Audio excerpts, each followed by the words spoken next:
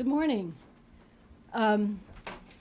We are here to give you an update on our views of the paralysis that's happening at the House regarding the passage of the Senate Transportation Bill.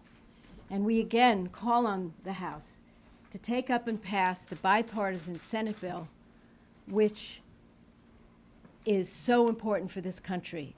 3 million jobs are at stake. What you see here behind me is the jobs that are saved, and then the ones that are created, another additional million. So we are moving toward a very dangerous moment here, and I believe we're already in danger. Yesterday, some of you were here when I gave to you information from several states who are already reporting job losses as a result of the dithering over there and the result of their not picking up our bill and passing it and getting this done. We are working with the American Association of State Highway and Transportation Officials, otherwise known as AASHTO, and they are putting together the impacts of an extension. And the way they're doing it is they're talking to the heads of the departments of transportation in all of our states, one by one, to get the sense of where these states are. I myself yesterday talked to four of the transportation officials. So I'm going to recap what I put out yesterday, and then I'm going to add the new information we have. Then I'm going to turn it over to Senator Schumer, who has a lot to say about how the leadership feels and the way all of us feel on the Democratic side about this issue. In North Carolina, 41,000 jobs already at stake due to the fact that there's been no action on the House. In Nevada, 4,000 jobs. In Maryland, 4,000 jobs. In Michigan, 3,500 jobs. In Rhode Island, 1,000 jobs. That's new information today. In West Virginia, they gave us a very interesting scenario. They said that they may have to shut projects down or delay payments to contractors because they have a strained cash flow. As I've been explaining, the states are not in a very good situation. They used to have funding they could upfront for the federal. If there was an argument about an extension, they could front some money. They don't have the luxury of doing this. So that's why we're already seeing thousands of jobs already being lost for every hour that they dither over there in the House instead of taking the bipartisan bill up, which could pass. And in New Hampshire, this is a small state, they already say 1,800 jobs will be lost or delayed if this continues.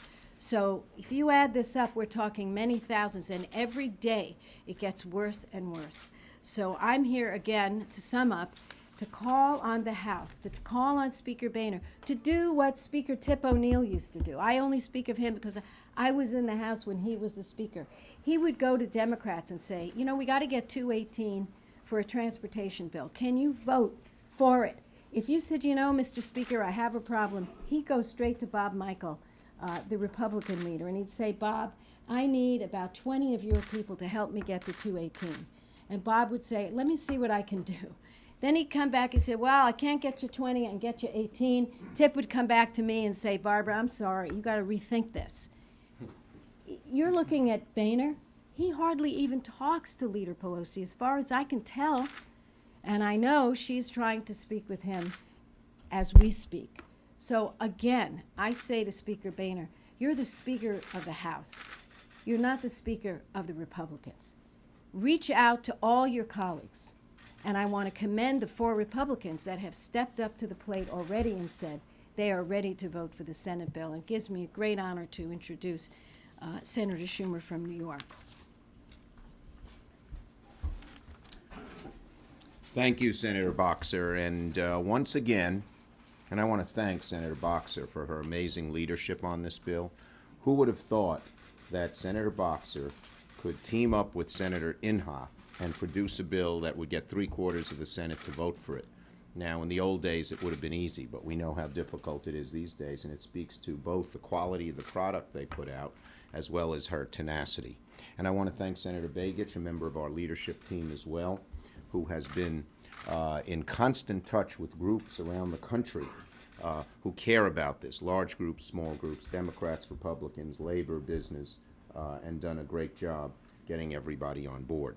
So, once again, we're facing the specter of an unnecessary shutdown because of the intransigence of the House GOP caucus. As you can see here, we are 3 days away from the transportation bill expiring. This is the countdown clock. And if the House doesn't act, in 3 hours, 12 minutes, 3 days, 12 hours, 25 minutes, and 57, 56, 55 seconds, we're not going to have a bill. So they got to move. Now, should we reach March 31st without passing a bill, states' contract authority for construction projects will cease. 2.9 million jobs will be put at grave risk. Senator Boxer listed the jobs already at risk even before we get to the March 31st date. It doesn't have to be this way. Speaker Boehner has once again been painted in a corner by the Tea Party wing of his caucus, which is committed to blocking a responsible highway bill at every turn. You talk to some of them, and they don't believe the federal government should be involved in highways. Federal government's been involved in highways since Henry Clay started internal improvements, and the federal government helped fund highways over the Appalachians to what was then the far west, places like Kentucky and Ohio. It's become clear that Speaker Boehner has run out of options. He tried to pass a highly partisan House-drafted highway bill that failed. Couldn't get 218 in his own caucus. He tried to pass a 90-day extension on Monday. That failed. Couldn't get 218 in his own caucus. He tried to pass a 60-day extension on Tuesday. That failed. Couldn't get 218 votes in his caucus. And now we've learned that the House won't vote on any extension at all today. Well, the clock is ticking. Time is running out. It's plain and simple. My guess is the clock even shows less time now, right? Can't see it, but I imagine that's true. So Speaker Boehner simply cannot pass a transportation bill of any length without Democratic votes. And it's time he accepts that very simple fact. Fortunately, there's an easy way out that already has the stamp of approval from some of the most conservative people in the Congress. Senate Republicans who supported Senator Boxer's proposal. And he could pass the Senate bill. Plain and simple. Simple way out, bipartisan, does the job, no ideological pitfalls for either side. Why doesn't he do it?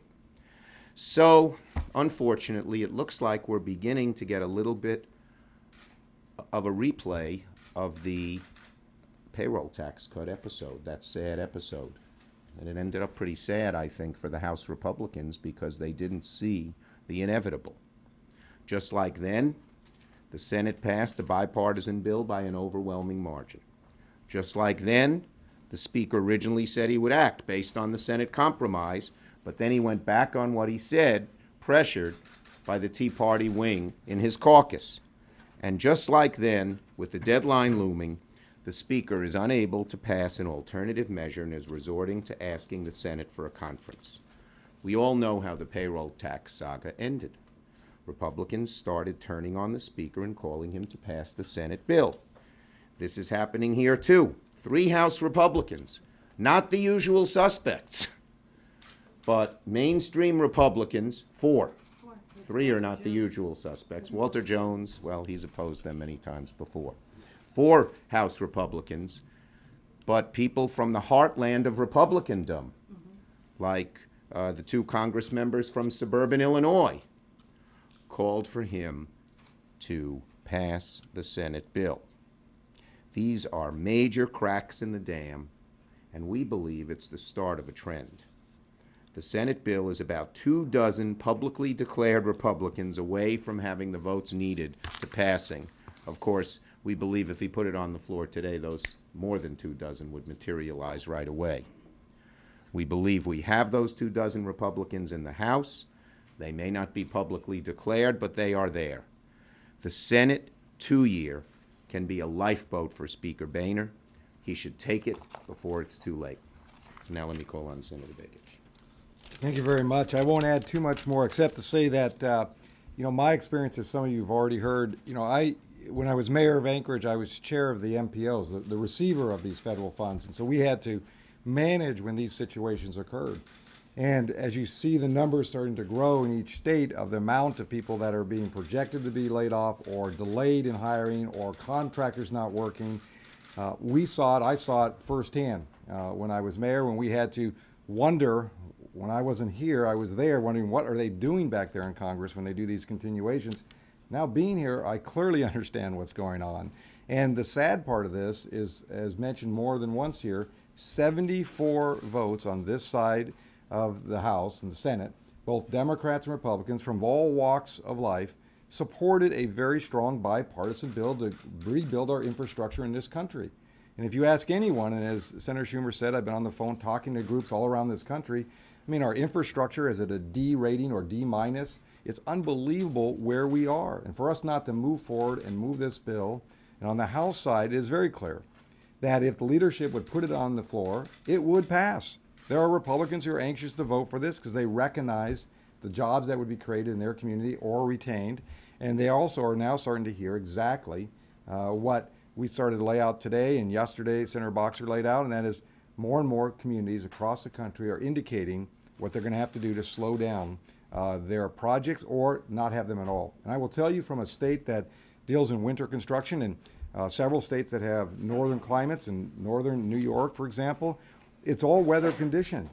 By the fall, the asphalt plants don't operate, which means you can't lay pavement down, which means the project you started midstream because of these continuations get winter locked, and meaning that it'll cost more, taxpayers will pay more for these projects, and you will get less for it.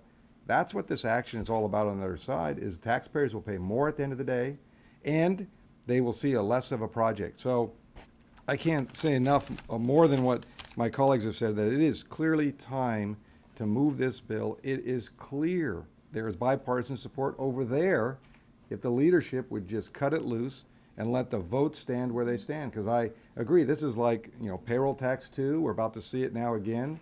And all we're doing is jeopardizing the folks in this country and the jobs that are being created.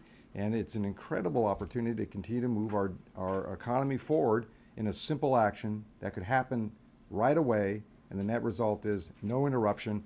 And I'm afraid, I don't know what this does when it hits 000. I don't know if it explodes or it's one big mud hole, because that's what it walks over to the house. It walks over to the house. Well, as long as it doesn't fall into a pothole, which is probably likely, because we're not fixing them. So I would just say that I would hope that the House would take up a clearly bipartisan piece of legislation. And as a former mayor, I saw the results of delay, and it costs a lot of money, and taxpayers usually ended up picking the tab. I want to add one thing before we ask the press, and I will share this. Yesterday, the Senator Murkowski was on the floor. We were having an argument over oil subsidies, and she went out of her way to say, while she may not agree with me in the way I view the oil subsidies, and for that matter, Senator Begich and I disagree, what she did agree is that the House should take up the Senate-passed transportation bill. And I was so grateful to her for that. And grateful to the state of Alaska. They have been involved in this bill because they have unique issues of a huge state and so many difficulties getting from one place to another. And that's why you're hearing from Senator Begich really the passion of the moment, that this is very serious. We cannot lose time. I want to say one final word. I think when Senator Schumer laid out this example, that this is following the same road as the payroll tax, he is exactly right. In that case, the harm would come from having people the middle class, get a tax increase just as we're trying to work our way out of a recession. In this case, we have 70,000 bridges that are in disrepair. What is the exact word they use about the condition of those bridges? They have structurally deficient bridges, 70,000. Now, one of the reasons Senator Inhofe is so passionate about our bill is he actually lost a constituent who happened to be walking her baby, and part of a bridge collapsed on her, and she died. So so much was at stake with payroll tax, and I felt it in my heart because of the middle class needing those funds. What's at stake here is nothing less than the safety of the people we represent. Frankly, your safety. Because one of those 70,000 bridges could easily be a bridge that we all use every single day. 50% of our roads are deficient. So we don't have a choice. We have to do this. And again, let's be clear on what the three of us are saying. There's one solution, and that is for them to pass the Senate bill. And we call on them to do it and get over this idea that they have to just have Republican votes. They have to reach out to everyone in the House, to the independents, to the Democrats, to the Republicans, to the right, center, left, and get this done. Yes. Senator Schumer or Senator Boxer too, are there negotiations going on at all between Democrats over here in the Speaker's office? Or I'm not aware of any, no. But I will tell you, I believe, because I spoke to Congresswoman Leader Pelosi yesterday, that she is very much trying to reach out to the Republicans in the House to try and find a way out of this. did she say that there were discussions going on? I can with only her and tell you, David? I cannot answer whether or not they occurred. You'd have to ask her. I don't know. So, Senator, I know you're ready for this question, but you say is to send a 60-day extension with a motion to go to conference, which means the Senate bill Right. is very much in play. Is Yeah. that okay with you? Well, I'm going to say this. The one solution is to pass the Senate bill. Let me tell you the reason.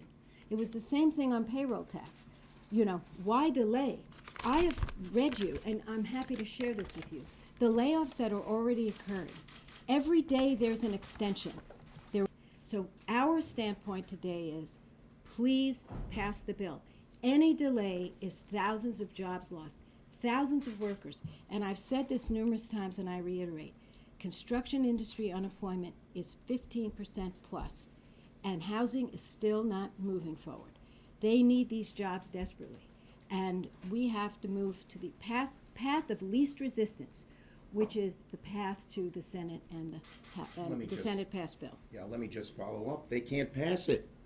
Why do you think they put a 90-day on the floor, withdrew it, a 60-day on the floor and withdrew it? They don't have the votes. Plain and simple.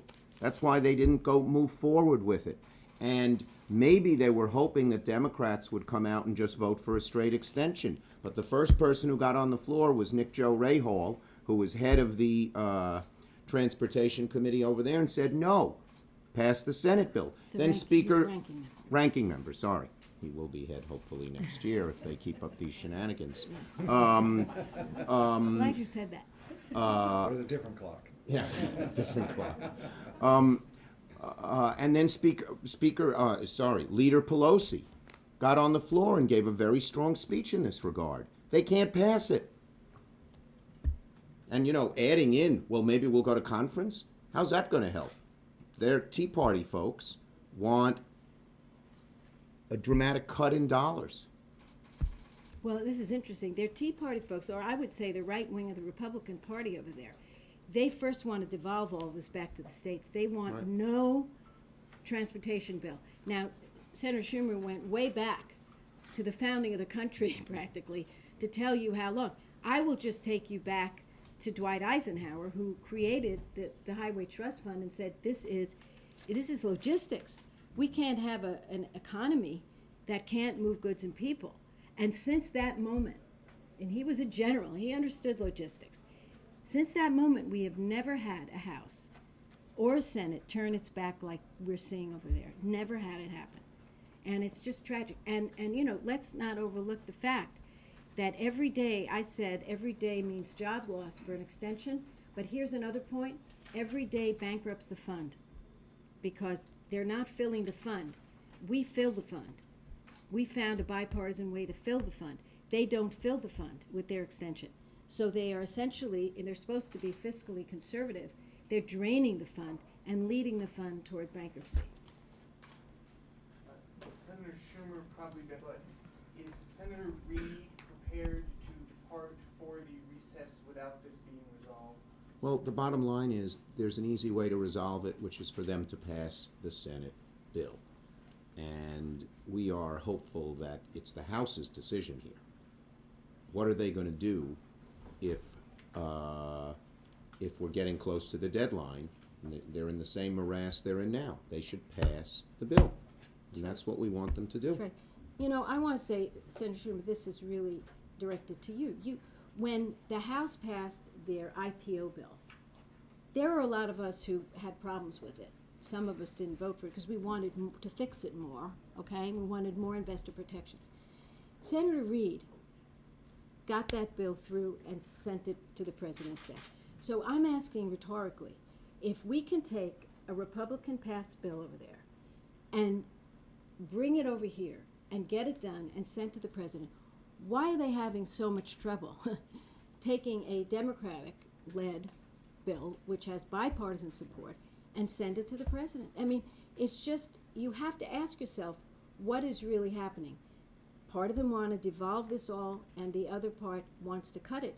Remember, the Ryan budget cuts transportation more than 30% overall, and the transportation covered in our bill, which is bridges, highways, what else? Transit. They cut that more than 50%. So you see the dynamics here of what's happening. So we're just saying, set aside all that and do the right thing for the people. Thank you very much. Thank you.